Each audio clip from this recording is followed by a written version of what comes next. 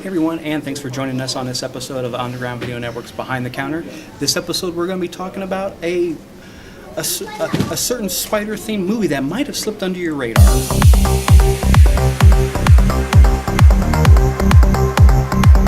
Hey everyone, and welcome to this episode of Underground Video Network's Behind the Counter. I'm Michael Borough. I'm Richard Coyote. In this episode we're going to be talking a little bit about our favorite wall crawler.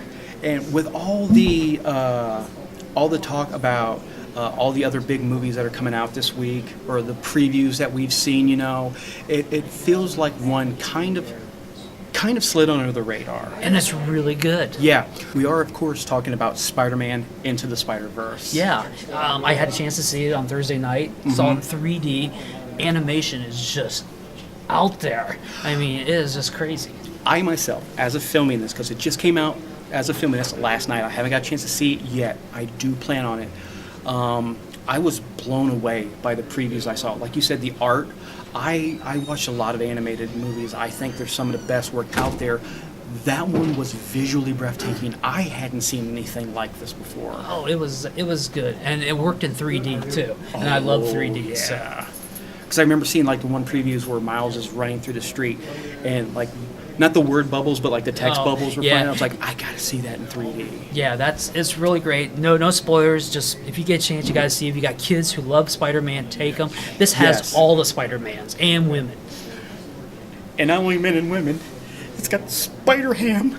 Yeah, and animated characters. Oh my God, I wanted to see it. The first time I saw anything about it, I wanted to see it. I was like, I'm there.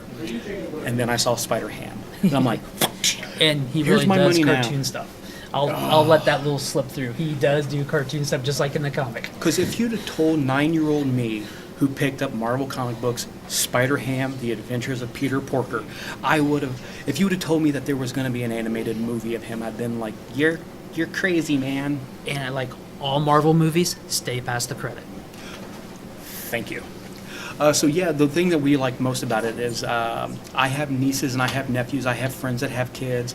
A lot of them, they love going to the Marvel movies. Sometimes they're not always. There might be an earmuff moment or something all, but this is definitely geared towards the all ages category. Yeah, definitely. Yeah, and that's reflecting on into the comics. Here recently, because we love to do comic reviews.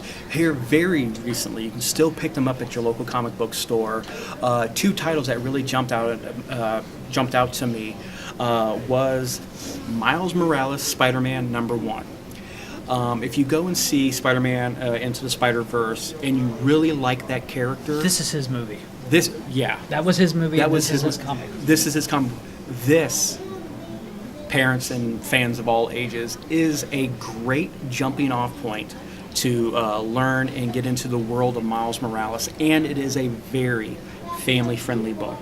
This is one that I really believe that you could hand down to your kids, nieces, nephews, neighbor, what have you. This is a great jumping off point. I recommend this one. The other one I recommend is Marvel Action Spider-Man.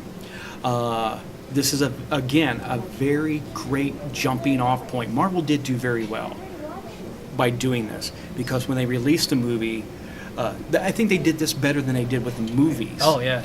Because... well, they knew this was for kids and families. Yes.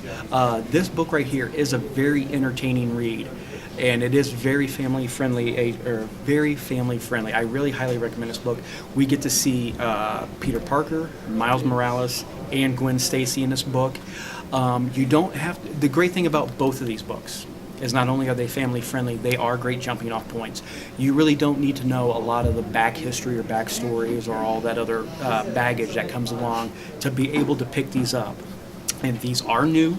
Like I said, you can find them at your local comic book store. That is, of course, unless we get a hold of them first. They have plenty. They can reorder. They have plenty of them. Yeah. So yeah, if you have that young Spider-Man fan out there who's like, Daddy, Mommy, I want a comic book, this is one that you can definitely pick up for him or her. These are great books, and we both highly recommend them.